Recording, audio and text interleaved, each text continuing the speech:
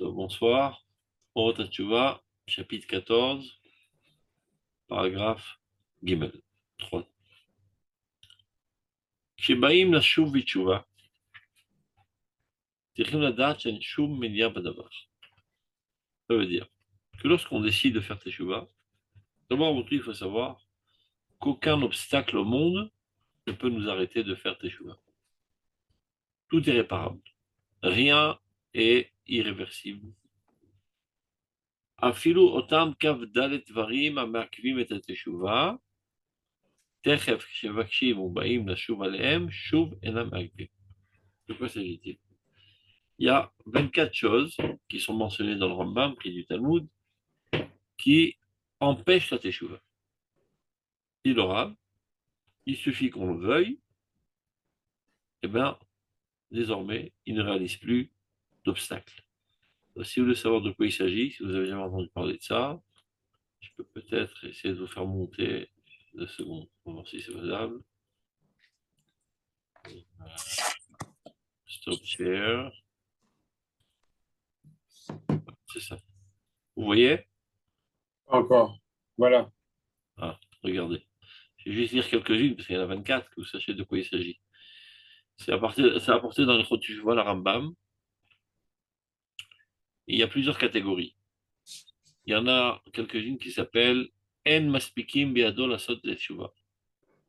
On ne lui permet pas de faire Teshuvah. Donc, par exemple, Amarti et Tarabim, celui qui fait fauter le public. Amesit Adam Lavor Decha, celui qui incite une autre personne à mal tourner. Mishesh Beado Limchot Badam envers Lachat Amizot Velo Micha, celui qui a la possibilité de réprimander quelqu'un qui fait d'Averot et ne le fait pas.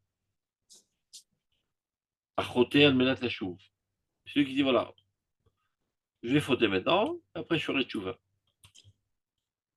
C'est-à-dire, Darim Anoalim Darket Teshuvah. C'est à ça que le Rav Kook fait allusion. Et contre tout cela, il dit c'est vrai qu'il y a marqué que ceci empêche, mais il suffit de le vouloir fortement que cet obstacle aussi s'évapore. Mais qu'on connaît déjà une impression de quoi s'agit-il. Adam Sheporesh Matsibour, celui qui s'écarte de la collectivité du peuple d'Israël. Mishacholek al Chachamim, qui contredit les Chachamim. Donc il ne peut pas faire tchouva, puisque quand les Chachamim se l'ont demandé, il n'en fait pas cas. Micheloeg les mitzvot, celui qui bafouille et qui porte atteinte, Qui raille. voilà, qui raille les mitzvot. Adam chez Sonnet Ochachot, quelqu'un qui ne peut pas supporter les réprimandes. Donc il ne risque pas de faire tchouva, parce que chaque fois qu'on lui fait la remarque, il se vexe, etc. Il y a maintenant, troisième catégorie, dit le Ramban, Darim chez caché les fatzot alem. Des choses qu'il est très dur de compenser, comme par exemple, Darim chez Madame Lachavero. Amekalel Tzibour, quelqu'un qui maudit toute une collectivité. Donc il ne peut pas aller demander pardon parce qu'il ne sait pas qui est compris dans cette collectivité. Par exemple, il dit tous les Sfaradim sont des pourris, tous les Ashkenazim sont des salauds, tous les Thémanim sont des crétins, etc. Donc dès que tu englobes dans ta collectivité une malédiction, ben, tu es mal parti parce que tu ne peux pas réparer. Acholek Imganav, Mishlal Givnotav. Il y a un voleur qui vient de dévaliser plusieurs familles et tu partages avec lui le magot. Tu ne sais même pas de qui il a volé, il vole toute la journée. Donc à qui tu vas rembourser?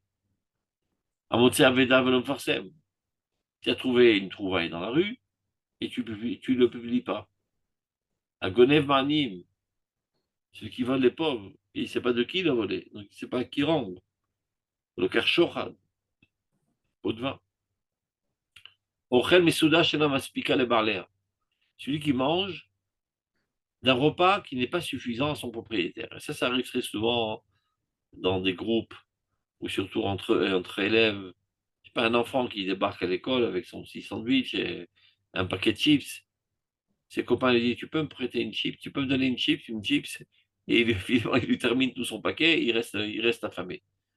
Tu n'as pas le droit de consommer d'un repas qui est juste suffisant à son propriétaire parce qu'il va rester affamé.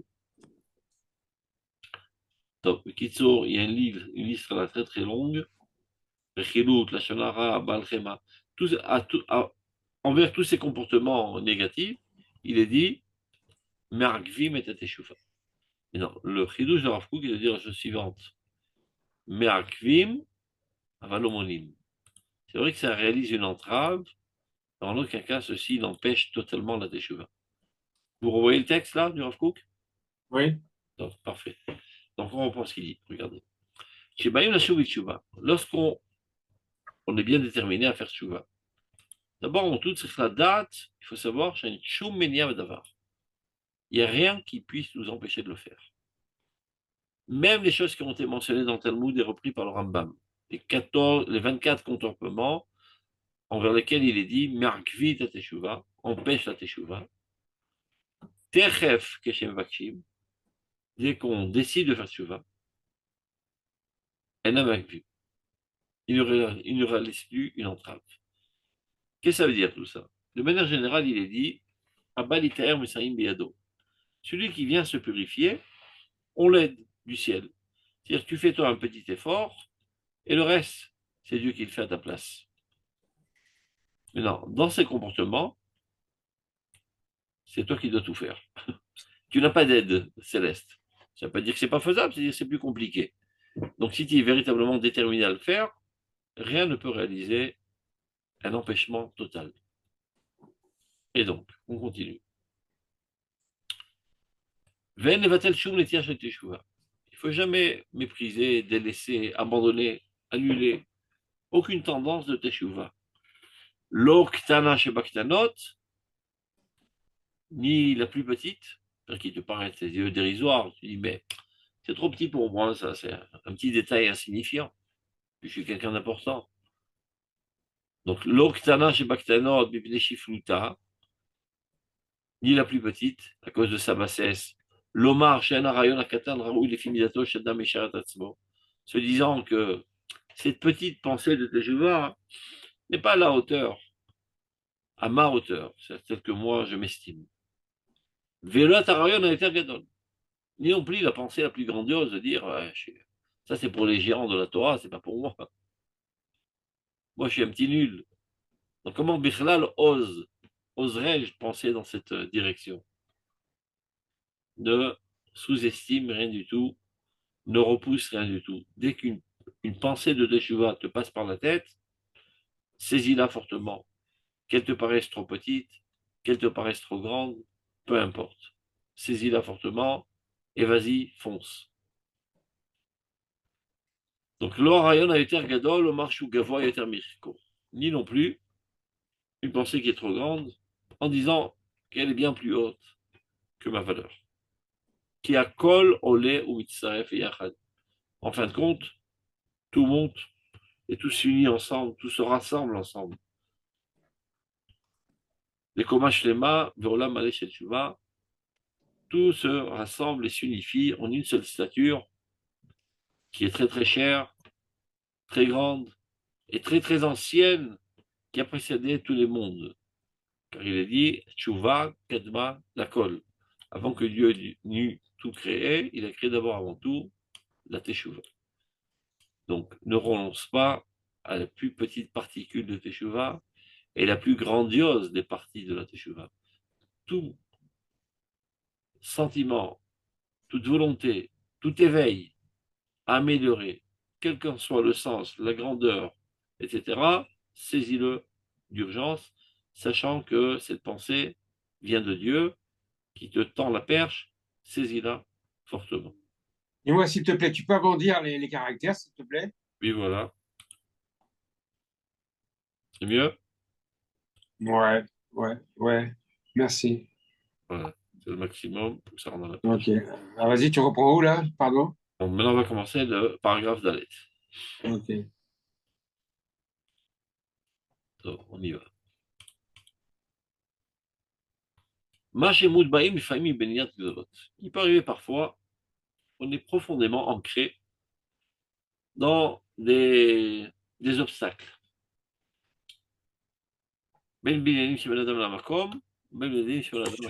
Que ce soit des choses concernant autrui ou des choses entre nous et Dieu. Donc, il y a certains péchés qu'on a pris le pli de les faire, l'habitude de les faire, et qu'on considère qu'on n'est pas capable de réparer. Que cette estimation soit vraie ou fausse, peu importe, c'est comme ça qu'on pense. Que ce soit envers autrui ou envers Dieu. Le klal est la tchouva rouhanit. Ce n'est pas une raison pour empêcher la tchouva spirituelle. Qu'est-ce que ça veut dire? La tchouva spirituelle, c'est de regretter amèrement ce que j'ai fait et prendre la résolution ferme de ne plus le faire. Après, il y a la tchouva au niveau de la pratique. Par exemple, je regrette amèrement que j'ai volé, je prends la résolution de ne plus voler et je rends l'objet que je viens de voler à autrui.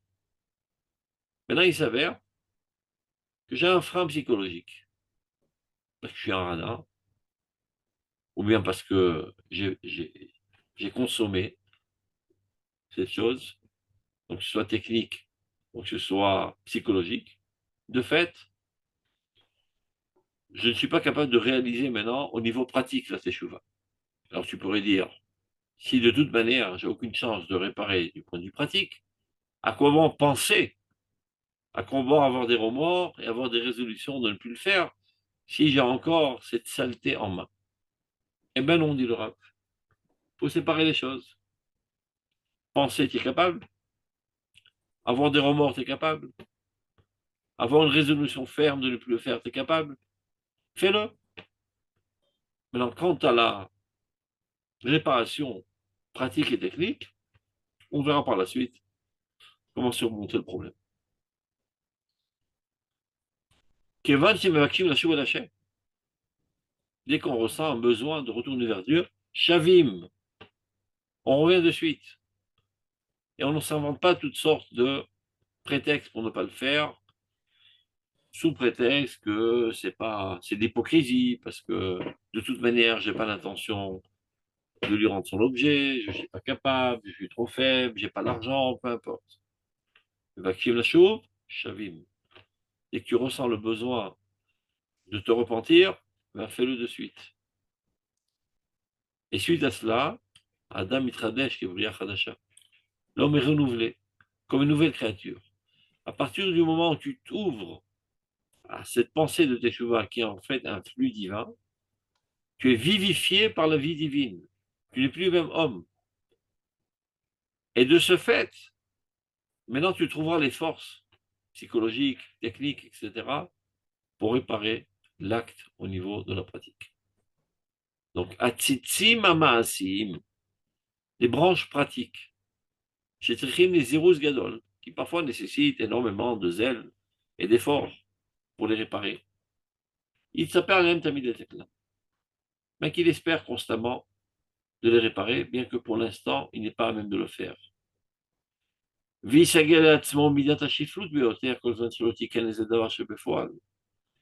de plus, tant qu'il n'a pas réparé au niveau pratique, ben qu'il s'emplisse de modestie, sachant qu'il a en lui une sacrée tâche. Donc, s'il en viendrait à gonfler son ego, qu'il se souvienne constamment de cette faute qu'il a encore en main, et ceci contribuera à l'amener à la modestie. Donc, il a de quoi se rabaisser un petit peu, sachant qu'il a des choses à réparer et qu'il n'a pas encore réparé. Donc, ceci lui rabaisse un petit peu le caquet. Et qui continue sincèrement à désirer la réparation totale, c'est-à-dire pas seulement au niveau du sentiment, de la réflexion, c'est-à-dire de ton monde spirituel, mais aussi au niveau de la réparation technique. Si tu agis de la sorte, dit le Rav Kook, mais mela yavoa davar l'idée car she'azreu Hashem itbarach letaken takol befouat. Si tu écoutes mes conseils, dit le Rav Kook, je peux te promettre que Dieu te viendra en aide pour tout réparer, même au niveau pratique. Et surtout, ne lève pas les bras d'emblée. Dès que tu butes contre un obstacle qui te paraît insurmontable. qu'est-ce que tu peux faire? Tchouva Rouhani, t'es capable? Fais-le. Ne plus le refaire, t'es capable? Fais-le. Prie, que Dieu t'aide. Emplis-toi de modestie. Espère sincèrement réparer. Dieu t'aidera. Il trouvera la solution. Aval, גם כשלא נזדמן לו עדיין התיקון, même si encore il n'a pas eu l'occasion de réparer. Ben mitzad meniot ritzaniot ou mitzad meniot emiot. Que ce soit à cause d'empêchements extérieurs ou empêchements intérieurs. Extérieur, c'est-à-dire technique. J'ai pas l'argent. Ou bien j'ai vexé quelqu'un et j'arrive pas à le repérer, il a disparu de la circulation. C'est un problème technique. Oh, mitzad meniot limiot. Intérieur. J'ai pas la force, j'ai pas le cran de le faire. Je suis timide, etc. Ou bien j'ai pas la force de rendre l'argent parce que je suis un radin. Il n'y a aucun prétexte, je sais très bien que c'est sale ce que je suis en train de faire, mais malgré tout, je suis un faiblard. Il y a des gens, par exemple, qui sont conscients que c'est une honte de ne pas aller combattre sur le front. Mais c'est des peureux. Et ils n'arrivent pas à surmonter leur peur. Donc ils inventent toutes sortes de prétextes. Je risque de chuter du point de vue spirituel. C'est du manque d'études de la Torah. Toutes sortes de prétextes. Tout simplement, c'est des poltrons. Donc ils le savent parfaitement, et ils en ont honte. Et malgré tout, ils n'arrivent pas à surmonter la peur. Donc c'est Méniot Plimiot. Donc, il reprend là, donc je reprends. Bien que l'occasion ne s'est pas encore présentée de réparer du point de vue technique, pratique les choses. Que ce soit à cause de facteurs extérieurs ou facteurs intérieurs. Par exemple, il explique, sa volonté n'est pas assez forte encore, elle n'est pas assez mûre. C'est-à-dire, il a commencé à vouloir, mais n'est pas arrivé encore au summum de sa capacité. Elle n'est pas encore mûre. Lorsqu'elle arrivera tout en haut, elle engendrera l'action. Pour l'instant, elle est en train de se développer en lui, cette volonté. עדיין אין רצונו תקיף כל כך, והסכמה לדרכי התיקונים המעשיים עדיין לא באה לו בהשלמה. C'est-à-dire, cette résolution de réparer au niveau pratique, technique, n'est pas arrivée encore au top, à la perfection. Et c'est ce qui fait que, de fait, il ne répare pas. Donc, tant qu'il est encore dans cette situation, Mikol Makom, Yochaz, Teshuva Rochanit, Bechol Oz Ometz. Malgré tout cela, qu'il saisisse fortement la Teshuva spirituelle en toute puissance et en tout courage. Et même, je dirais même plus, pas seulement concernant ce niveau, même les niveaux les plus hauts. Toi, tu peux dire, mais que m'arrive-t-il de penser à des très hauts niveaux de sainteté, alors que les choses les plus élémentaires, je les transgresse. Donc arrêtons ces fantasmes. Arrêtons de rêver à des hautes sphères de spiritualité, de sainteté, de pureté. D'abord, commençons par les choses les plus élémentaires. Quand j'aurai fini de réparer du point de vue concret, pratique, les choses élémentaires, je pourrais me permettre de penser à des hautes sphères de sainteté. Grosse erreur. Stratégie totalement fausse. L'un ne dépend pas de l'autre. Si tu es capable de rêver, d'espérer, adhérer au niveau 100 de sainteté, même que tu sois au niveau 1 pour l'instant, et que le niveau 1 chez toi est encore très sale, ce n'est pas une raison de freiner ton élan. Continue à rêver même au niveau 10 000. Et au contraire, c'est ça ce qui te donnera la motivation de t'élever de fait, au niveau pratique, de 1 à 2, à 3, à 4, à 5. Plus tu vises haut, plus tu pourras réaliser. Comme on dit dans le jargon militaire, à Tzahal, si tu ne rêves pas d'être le chef de l'état-major, alors tu ne seras même pas un petit soldat, mais rien du tout. Vise très haut, et c'est ça ce qui te motivera à avancer dans la vie. De même dans la sainteté. C'est vrai que j'ai des péchés ignobles pour l'instant, que je n'arrive pas à réparer. Ce n'est pas une raison pour arrêter mon élan sincère de m'élever vers les hautes sphères. Donc, Mikol Makom, Yochaz et Teshuva. Malgré tout cela, qu'il saisisse la Teshuva spirituelle en toute puissance. Viyet Takif Bedato, qui soit en toute vigueur dans sa compréhension de la Teshuva, sa volonté de la Teshuva. Chez Sof Kol Sof, Achuz ou Teshuva. Il faut qu'il soit convaincu à 100% que malgré ses tâches, il est agrippé à la Teshuva. Et qu'ils ne se disent pas, tout ça, c'est de l'hypocrisie. Je m'amuse à rêver à des hautes sphères de sainteté alors que j'ai des péchés si sales. Je ne suis pas un Baal Teshuva. Je suis un arnaqueur. Je suis un menteur. Je me mens à moi-même. Fausse stratégie. Sois convaincu que le fait même que, sincèrement, tu es éveillé à vouloir t'élever aux hautes sphères, ça prouve que tu es déjà saisi par ce flux de Teshuva. C'est la mettre route à la tzmecha. Essaye de voir le bon côté de ta personnalité. Ce n'est pas tout le monde qui ont de telles aspirations. Il y a des gens qui aspirent aux choses les plus sales, les plus viles. Le fait même que toi, tu aies sincèrement des aspirations à la pureté, à la sainteté, ça prouve que tu appartiens à cela. C'est vrai que tu n'y es pas encore, mais tu appartiens à ces sphères. Et donc, tu es capable d'y arriver. Et sauf que ça va chouzo bitshuva. Chez Inyan, yakar et kolashovalam. Et sois convaincu que ceci est la chose la plus chère du monde. Et donc, Yarbe Batora, multiplie tes efforts à étudier la Torah. Et ne te dis pas, mais je suis un sale type. Comment oserais-je rentrer au Beth Midrash? Je suis sale. T'en fais pas pour la Torah. Alokesh devarin ou Hashem. Maeshana mekabel tuma, car Torah ne mekabel tuma, dit la Gemara. Ma parole est comme du feu, dit Dieu. La parole de la Torah. De la même manière que le feu ne peut pas être impurifié, la Torah non plus. Donc, ne te fais pas de soucis pour la Torah, elle sait se débrouiller. Si, sincèrement, tu as une volonté de te purifier, bien que de fait tu es encore sale, étudie la Torah. Au contraire, la lumière divine sous-jacente à la Torah, c'est elle qui te bonifiera. Amaor Sheba Marzero de Moutav, dit Srazan. Lorsque tu prends la Torah, tu prends le divin avec la Torah. La divinité se trouve dans la Torah. Comme il est dit, Anochi Hashem Elokecha, dit Srazal, Anochi sont les abrégés de Ana Nafshi Katavit Yahavit. Nous dit la chose suivante à Kadosh Baruch Hu. Moi, mon âme, je l'ai écrit et je vous l'ai donné. Je suis dans la Torah.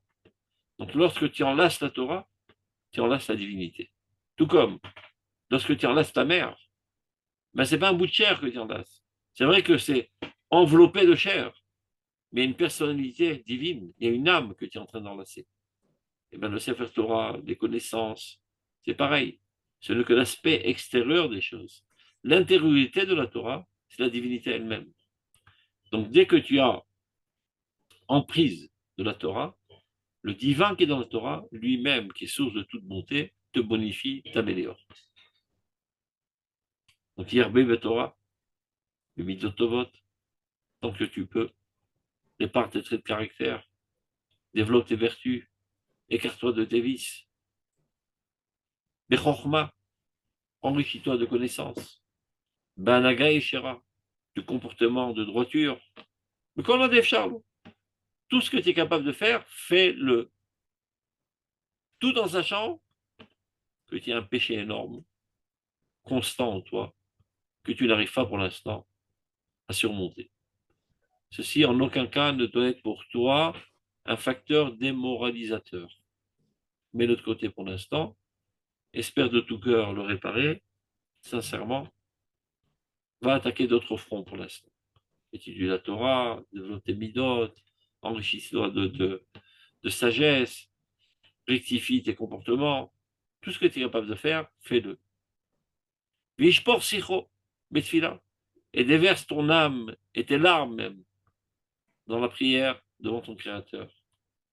pour qu'il t'aide להוציא אל הפועל את חלקי התשובה שעדיין לא יצאו לפועל. Pour réaliser des parties de la teshuvah que pour l'instant tu n'as pas réussi encore. Désespère pas, implore Dieu qui te trouve une issue de secours. Comment sortir de ce piège, de cette addiction à cette faute? Et ce qui doit te motiver à le faire, בעבור עצמו ובעבור כלל ישראל. Pour toi et pour כלל ישראל. Sachant que toute faute porte atteinte à tout clan d'Israël. Donc implore Dieu, si ce n'est pour moi, au moins pour le peuple d'Israël, aide-moi à sortir de cette faute. Car il faut savoir que nous avons une responsabilité collective, nationale et même universelle. Car nous sommes tous un seul être, une seule entité, un seul organisme. Si un doigt se dirait, j'ai envie de me piquer avec du poison, qu'est-ce que ça peut bien vous faire à vous? Oh, mais le poison ne va pas rester dans le doigt, il va se propager dans tout l'organisme et mettre à mort tout le corps. De même, l'individu peut se dire, moi j'ai envie de pêcher, c'est pas votre problème. Tu penses comme ça que c'est pas notre problème. C'est lui notre problème. Parce qu'il est partie intégrale du peuple. Donc, quand tu es dans cette situation où tu sais que tu es en train de faire une faute constamment et que tu n'es pas à même, pour l'instant, de surmonter cette tentation, il aura d'abord, attaque notre front. Deuxièmement, étudie la Torah. Quatrièmement, implore Dieu avec chaudes larmes même, qu'il t'aide à t'en sortir. Et dis à Dieu, si ce n'est pour moi, c'est pour Klal Israël. Pour épargner des malheurs au peuple d'Israël, aide-moi à sortir de cette faute. Ou bat kol haolam kulo. Et pour le monde entier. Ou bat atikun haklali shel hashchina. Et pour la génération, la réparation générale de la Shrina, c'est-à-dire de la résidence divine dans ce monde. Car tant qu'on faute, ça écarte la Shrina de ce monde. Or Hashem Ba'olam, la lumière divine dans le monde. Afin que tout soit dans la perfection la plus totale. Et non ça seulement, Ishtokek, qu'il désire, chez Kol Neshamot que toutes les âmes soient réparées, pas seulement moi. Si déjà tu implores Dieu qui t'aide à te réparer, en passant, implore sa bienveillance, sa miséricorde, qu'il aide toutes les autres âmes, chacune d'entre elles, à réparer ses problèmes. Afin que tous y ou nehenot mezif Ashrina, que tous puissent avoir un profit du rayonnement de la Shrina dans leur personnalité.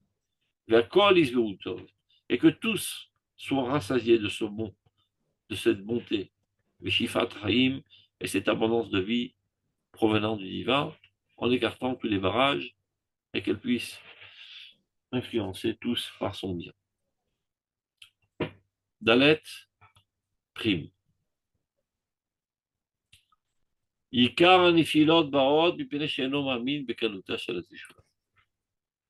plupart des chutes que l'homme rencontre dans sa vie, et dans lesquelles il patauge, très souvent pendant très longtemps, il n'arrive pas à s'en sortir, proviennent du fait qu'il ne croit pas en la facilité de la teshuva. Il y a comme l'impression que la teshuva, ça nécessite des forces surhumaines. C'est une entreprise à longue échéance qui va coûter énormément d'efforts et renoncer à énormément de plaisir. Et c'est quelque chose qui n'est fait que pour les géants de l'histoire et pas pour moi qui a moins que rire. Fausse approche. La teshuva est donnée à tout le monde, accessible à tout le monde. Tu te sous-estimes et tu surestimes l'effort qui est nécessaire pour la teshuva. Calmez-vous de cette teshuva. Il suffit de changer de conception. Jusqu'à présent, tu pensais que ceci était bien, était bon, était convenable, était agréable, était constructif. Fausse idée. Tu t'es fait une fausse idée. Il y en a qui pensent que être gaftan, orgueilleux, être méprisant, être opprimant, C'est ça la force de l'homme. Sans quoi, t'es un faiblard, t'es un nul, tu t'effaces, tu te fais marcher sur les pieds, tu t'es fait une fausse idée de la perfection humaine. Change de conception, tout simplement. C'est tout ce que ça demande. Ça coûte pas un demi-centime. C'est gratuit, la teshuva. Ça ne demande rien. Change de conception.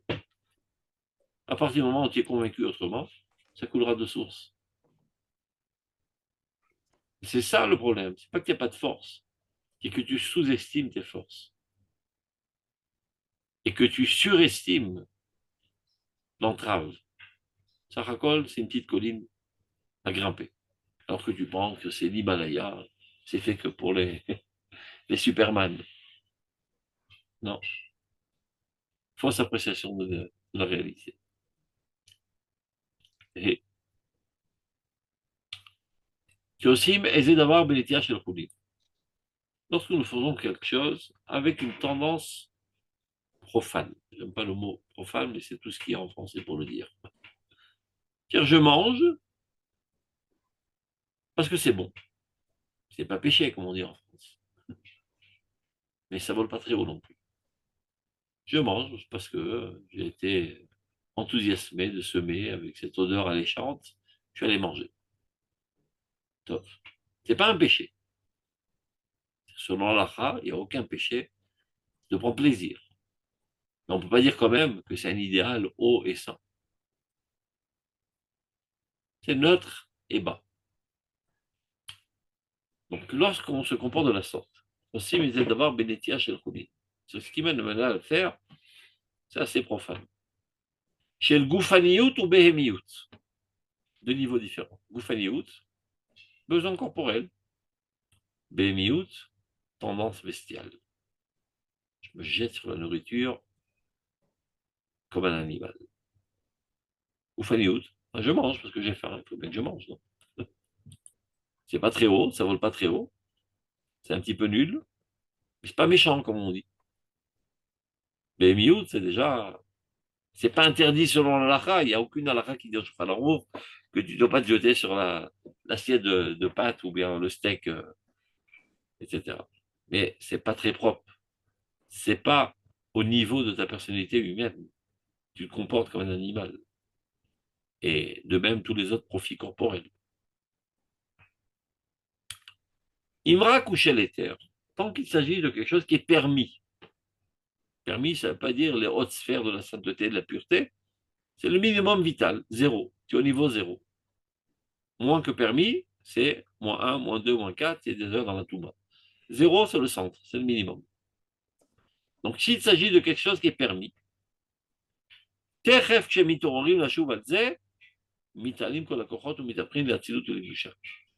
suite, dès qu'on s'éveille à faire teshuva. Mais à quoi faire teshuva? Je n'ai pas fait de péché.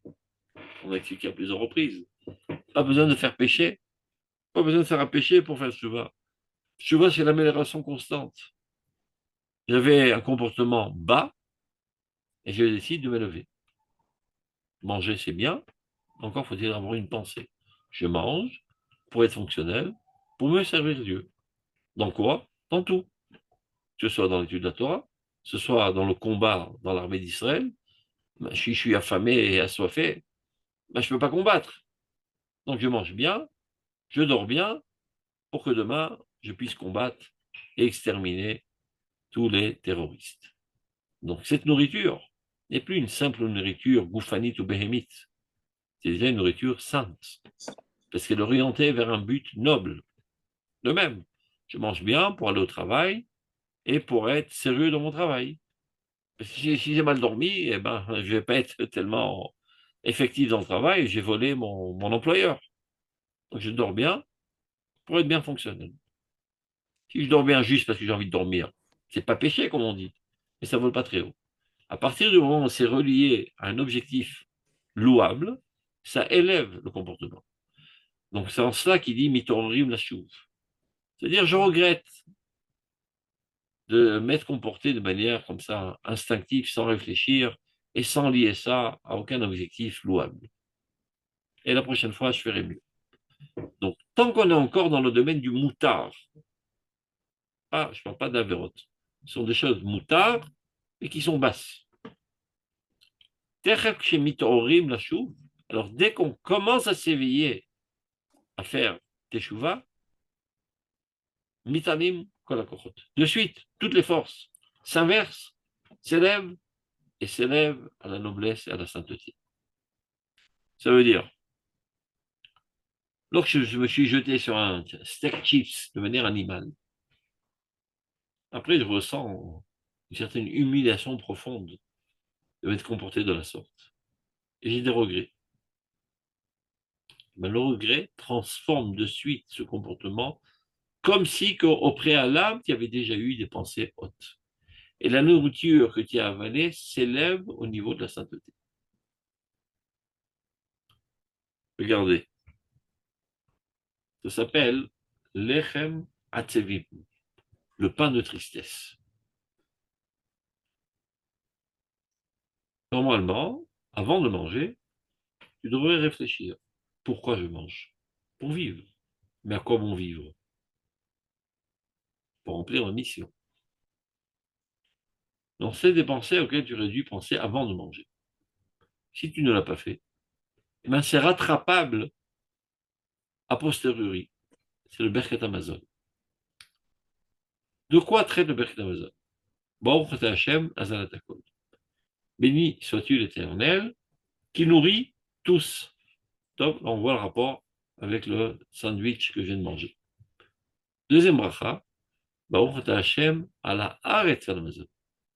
Béni sois-tu l'Éternel pour la terre d'Israël et la nourriture. Troisième bracha, Baruch Ata Hashem bonne binyan Yerushalayim. Béni sois-tu l'Éternel qui reconstruit Jérusalem. Alors là, tu ne vois plus le rapport. Déjà, dans la deuxième bracha, on ne voit pas tellement de rapport.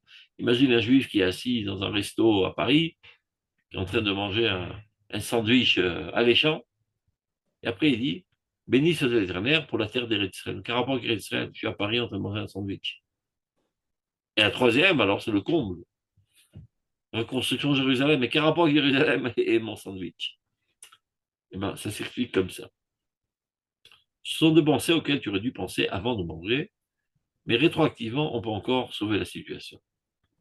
D'abord, avant tout, merci Dieu de me procurer la nourriture pour que je puisse continuer à vivre. Azan et Takol. Après, je me pose la question, à quoi bon vivre? Quel est l'objectif de la vie? En quoi, moi, en tant qu'individu, il y a une importance que je vive?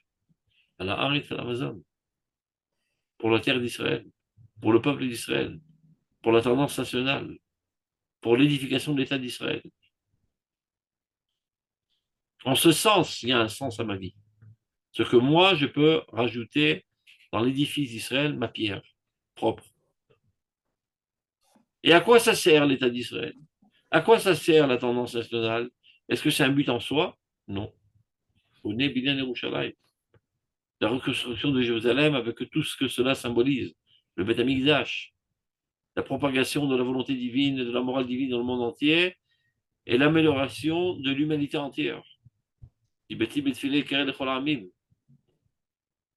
Si c'est l'objectif de ma vie, alors il y a un sens à ma vie. Alors ça vaut le coup de m'enrôler pour le bien du renforcement de l'État d'Israël, et ça vaut le coup de vivre, Bichlem. Sans quoi ça n'a aucune importance. Donc toutes ces pensées, tu dois les penser avant de manger. Et c'est pour qu'on dit Shira Ma'alot Veshua Hashem Tzion, avant ou après Birkat Hamazon, avant de manière générale. Se rappeler du retour à Tzion. Toutes ces pensées, tu aurais dû les penser avant de commencer à manger. Donc tu ne l'as pas fait. C'est rattrapable. Jusqu'à quand? Tant que la nourriture est encore dans l'estomac. Achitakel Amazon Shebemerav. Après, c'est fichu. Ça s'est propagé dans le sang avec toute sa bassesse. Donc pendant Shar Vechomesh, les 72 premières minutes juste après le repas, la nourriture n'a pas été encore transformée en sang, elle est encore dans l'estomac. C'est comme si, je ne veux pas vous dégoûter, mais c'est comme si tu rentrais ta main dans ta gorge et retirerais la nourriture, elle la remettrait sur la table et la regarder et la repenser et la remanger. Donc, on ne te demande pas de faire tout ça, ni de vomir, ni de rien avaler. Avec la force de ta pensée, tu peux rattraper la situation. Et ainsi, pour toutes les consommations corporelles, tous les profits et tous les plaisirs corporels. Si tu les as faits, stam par goufaniout, par besoin corporel, ou bien encore pire, par béhémiout, par élan animal et bestial, mais ce n'est pas péché, comme on dit. Ça n'appartient pas encore au domaine du assour. Alors, dès que tu commences à t'éveiller à cette pensée, automatiquement, un renversement de situation et tout se retransforme en noblesse et en sainteté. Car, concernant les misotes assez, qui sont moins graves que les misotes assez, quelqu'un qui est transversé une misote assez, c'est-à-dire qu'il n'a pas mis les filines, par exemple. Et nos osmicha, il ne bouge pas de là-bas jusqu'à qu'on lui pardonne. C'est-à-dire, de suite, il peut être pardonné et pas besoin d'autres remèdes virulents pour effacer cette faute. Donc là, c'est encore moins. C'est pas que je me suis empêché de faire une mitzvah assez. J'ai fait tout simplement un comportement profane, permis, avec une pensée basse. Donc c'est encore moins grave que de ne pas avoir fait une mitzvah assez. Donc, Binyané est terre, lorsqu'il s'agit de choses permises, mais que j'ai fait avec bassesse, la chouve à Réomide, et qui commence à penser, au tout début de sa pensée, son élan de Teshuvah, de suite, tout se sanctifie. La Peoula, mais Kol Kocha Mitkashim Imo. Son comportement et la force qui a été engendrée de ce comportement, par exemple, j'ai mangé avec bestialité, mais de fait, j'ai ingurgité de la nourriture qui m'a rajouté de l'énergie. Cette énergie, qui était basse, qui était sale, qui était vile, elle se sanctifie de suite. Vaïtsavon, Abba mitor taranug echol, mitaper miyad de simcha shem mitzvah. Ce dont j'ai parlé tout à l'heure. La tristesse qui vient suite à des plaisirs bas, mais permis, de suite se transforme en joie. D'où provient cette tristesse? Regardez. Lorsque quelqu'un égorge une vache à l'abattoir, cachère, ben la vache, elle a envie de vivre. Et quand elle fait la queue, et elle voit la vache précédente qui s'est fait égorger, elle comprend exactement ce qui va lui arriver dans quelques minutes. Elle en est profondément attristée. Elle pleure de savoir qu'elle va mourir. Qu'est-ce qui la console? De savoir qu'elle va être mangée par un être humain. Donc ça m'élève. Tout ça se trouve évidemment pas dans le conscient de la vache, mais dans le subconscient du nefesh de la vache. De se dire, c'est vrai que je vais arrêter de vivre en tant que vache, mais en fin de compte, je vais être mangé par un être humain qui est à un niveau plus haut que moi, et moi-même, composer dès lors son corps, je vais être ingurgité dans son organisme, et en cela, je vais m'élever. Et à plus forte raison si je suis mangé par un juif, et à plus forte raison si je suis mangé par un tzaddik. Donc mes molécules qui constituent ma vie, ma chair, vont contribuer à construire le corps de ce tzaddik. Donc, en quelque sorte, moi aussi, je vais être un facteur qui contribue à l'avancement du bien dans le monde. Et c'est ça sa consolation. Mais qu'arrive-t-il si cette vache qui avait tant d'aspirations finalement à s'élever, finalement elle est mangée par une autre vache à allure humaine? Celui qui l'a mangée, ben lui aussi c'est une vache. Il a une allure humaine, il mange avec des tendances bestiales. Alors là, ça crée une frustration très très profonde. Parce que tout cet espoir qui était une consolation de sa mort, tout s'échoue maintenant. Tout c'est but contre un écueil. Et donc cette frustration profonde de toutes les particules de chair maintenant de cette vache qui ont été mangées par ce bonhomme qui lui-même est une vache, elles en pleurent à chaudes larmes. Elles sont frustrées. Et l'addition de toutes ces frustrations commence petit à petit à flotter dans la conscience de l'humain, du pseudo-humain plus exactement, qui l'a mangé, et ça crée en lui une sensation de tristesse. Ceci est écrit dans le livre Orot HaKodesh. Ça appartient au secret de la Kabbale. Quelqu'un va au restaurant, il va dire ce soir on va faire un super gueuleton, on va bien s'amuser, et il commande des dizaines de steaks et toutes sortes de viandes grillées, etc. On va s'éclater de bonheur. Rien qu'il termine de manger, il ressent un profond vide, une tristesse qui inonde sa personnalité. Il se demande, mais pourquoi mince alors? J'ai claqué 3000 shekels, j'ai pris les meilleurs vins et la meilleure viande, et finalement, au lieu de retourner à la maison heureux, je ressens une tristesse profonde. De quoi ça provient? Parce que tu as mangé comme une vache. Alors la vache que tu viens de manger, elle est triste. Et tu ressens cette tristesse. Ça s'appelle lechem atzevim, la nourriture de tristesse. De ça, il parlera. À itzavon, abba mitor tarnugechol. La tristesse qui naît de plaisirs profanes, qui sont permis, mais qui sont bas. Alors quand tu fais tchouva, ça veut dire tu regrettes amèrement de t'être comporté de la sorte, mitapech miyad de simcha mitzvah, se renverse de suite comme la simcha que tu ressens après avoir fait une mitzvah. Tu viens de terminer une mitzvah, tu ressens un bonheur intense qui se propage dans ta personnalité, que tu ne sais expliquer. Ça passe pas par ta cervelle, ça part pas par ta compréhension de dire j'ai fait un bon acte, donc c'est bien, c'est directement dans ton âme. Tu as rajouté de la nutrition divine dans ton âme. Et donc tu es inondé de simcha. Et comme il est dit, ou les relève simcha, les droits du cœur ont de la simcha. Ceux qui se comportent avec droiture de manière constante sont constamment smechim. Pas besoin de sautiller.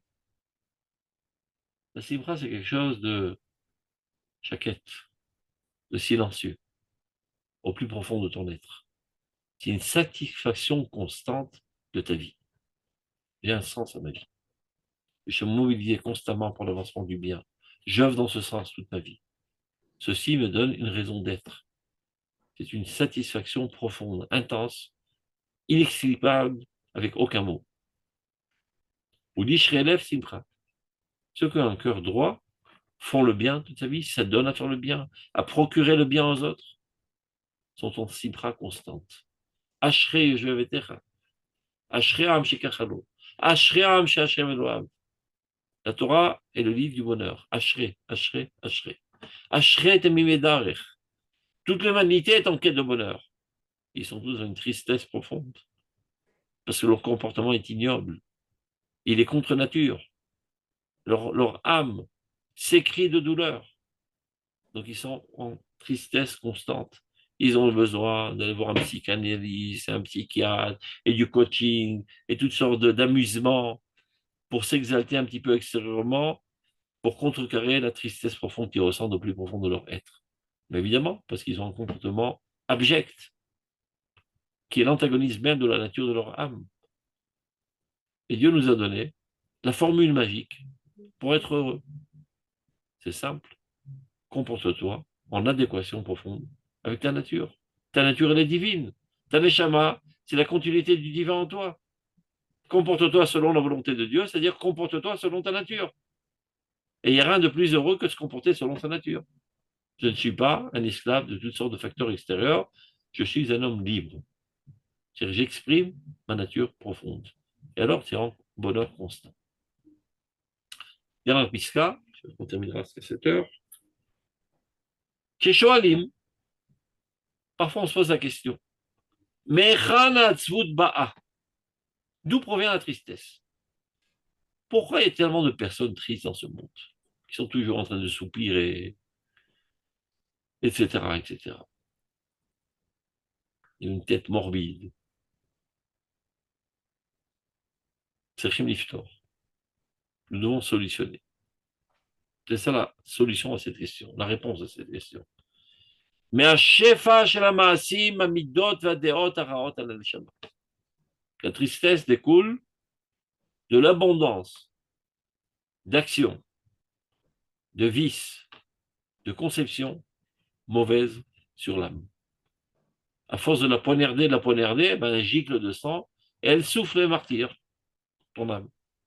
Et c'est pour ça que tu es triste. Tu ne sais pas d'où ça provient.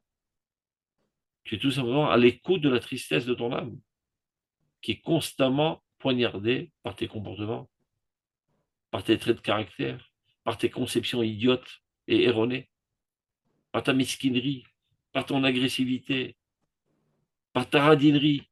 Tout ça n'est pas de ta nature, tout ça est contre nature. Tout ça porte atteinte à la vitalité de ton âme.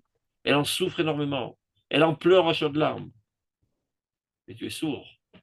Peut-être que toi, tu es sourd. Mais ta sensibilité intérieure, elle est là à l'écoute de ton âme. Elle ressent cela et elle sombre dans la tristesse. Alors que tout paraît très bien, tu as un bel appartement, tu as une belle bagnole, tu gagnes beaucoup d'argent et tu es admiré par la société environnante. Tout ça, c'est de l'artifice extérieur.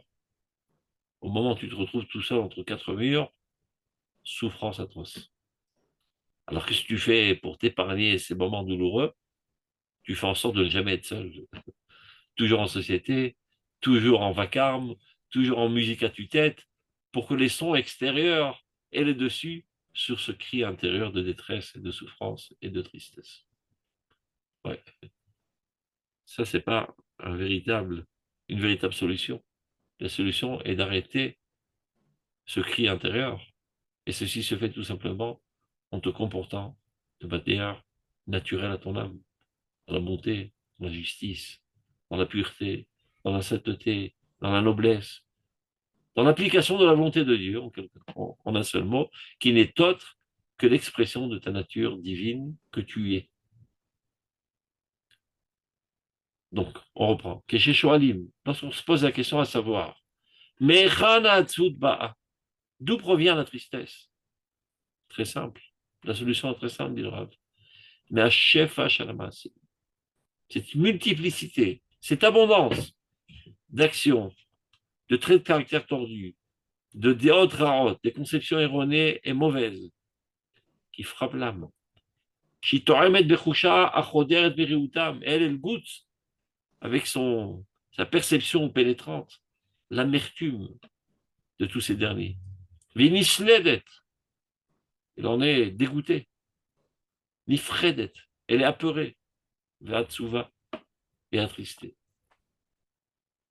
Uksheor ateshuva mofia, et lorsque la lumière de la teshuva commence à apparaître dans ta personnalité, vechefetzatov, et le désir du bien, Shumit Gaber, commence à se renforcer en toi, Betrunato Mekori, de manière originelle, qui provient du plus profond de ton âme, Sinor Sheloneg. Alors, un tuyau de délices, Shel Simcha et de joie, Niftach, commence à s'ouvrir devant toi. Tu as dès à présent alimenté un nouveau tuyau qui s'ouvre vers toi de délices et de joie. Vaneshama, à ce moment-là, l'âme, Yoneket Vinachaladanim, en vient à téter de ce fleuve de délices. Et si de plus, ton aptitude pratique, technique, commence à traduire, prendre le concentré de tous ces sentiments de repentance, de volonté de s'améliorer, de s'épurer, et tu arrives à traduire au niveau de l'action, pas seulement dans ta volonté, mais tu as réussi finalement à réaliser, à arrêter ces sales comportements et t'adonner à des choses positives toute la journée, du point de vue pratique, technique. Yotzalaor Moussa Torah Elion. Apparaît alors en toi la morale la plus pure, la plus suprême, Amatzliach et Achaim Beozo, qui est la seule à être à même de te faire réussir dans la vie dans toute sa splendeur. Les gens pensent que la réussite, c'est d'avoir beaucoup d'argent, beaucoup de biens. Alors, les biens, ils resteront et toi tu partiras. Et tous les immobiliers que tu as achetés, des bouts de pierre resteront sans toi. Tout ceci n'a aucune importance. Tu as investi ta vie à acheter de l'argent qui n'est capable de rien acheter. C'est pas ça qui procure le bonheur. C'est pas ça qui te fait adhérer à l'éternité. C'est pas ça qui t'amène à réaliser ta vocation. Tu t'es complètement trompé. Là, le dernier jour, quand tu t'en vas, tu dis, bah mince, j'ai gâché ma vie à rien. Et je laisse des biens qui, très souvent, malheureusement, vont entraîner des querelles familiales entre des idiots qui vont mériter et qui vont s'escarmoucher les uns les autres et arriver parfois à des comportements ignobles. Il y avait un Rosh Yeshiva, j'ai oublié son nom, je crois que c'est Yeshiva de Porat Yosef. Il disait, lorsque moi je mourrai, je laisserai à mes enfants du persil. Que chacun prenne une branche de persil. Une botte de persil, je laisserai. Au moins, je suis sûr qu'ils ne vont pas se disputer les uns les autres pour s'accaparer les biens. Ça, c'est quelqu'un d'intelligent. D'autant plus que la plupart du temps, lorsque quelqu'un vieux meurt normalement, je ne parle pas de quelqu'un qui est mort d'accident de voiture, qui meurt à 70 ans, 80 ans, 90 ans. Bon, ses enfants, ils ont 50 ans. Donc, ils ne sont pas au tout début de leur vie dans laquelle ils ont besoin d'argent. 50 ans déjà, bon, il a fait sa vie, il a gagné son pain. Donc, cet argent est presque superflu. Eh bien, le déraillait tout d'un coup. Il s'est dit, il va avoir beaucoup d'argent, il ne faut pas que mon frère en ait plus que moi. Et il commence à se chamailler. Et ça se termine par un drame familial, très souvent, etc. Catastrophe, c'est des histoires qu'on entend tous les jours. Une haine à mort entre ses frères, et des fois l'autre qui haït sa mère parce qu'elle va prendre l'héritage de son père. C'est des histoires à quoi se suicider, tu entends tous les jours. Donc la meilleure des choses que je vous conseille à tous, laissez après vous une botte de persil. Ça évitera pas mal de querelles. Et investissez-vous à acquérir des véritables biens, la bonté de corps, procurer le bien aux autres, accomplir la volonté de Dieu, qui n'est autre que l'expression de votre nature, et c'est ça, le seul et unique bien éternel. Tout le reste sont des sottises, des fantasmes, qui nous prennent et qui nous enthousiasment, etc. Ce sont des faux facteurs.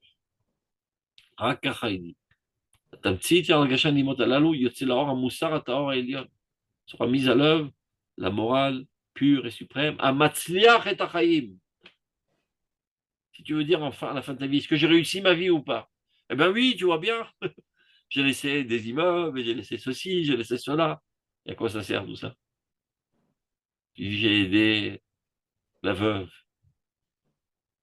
l'orphelin, j'ai enseigné la Torah, j'ai construit Eretz Israël, j'ai combattu sur le front pour sauver mon peuple. Ça, ce sont des véritables acquis. Kol Touv, Shabbat Shalom. Shabbat shalom, תודה רבה. שלום. שבת שלום, תודה רבה. תודה. יישר כוח, בבקשה. שבת שלום. Shalom Vorach. Merci d'avoir visionné cette vidéo. Je vous invite à vous abonner à notre chaîne InMode pour plus de replays, de conférences, de cours, d'interviews. Cliquez sur le bouton juste ici et vous êtes abonné à l'InMode. À très bientôt.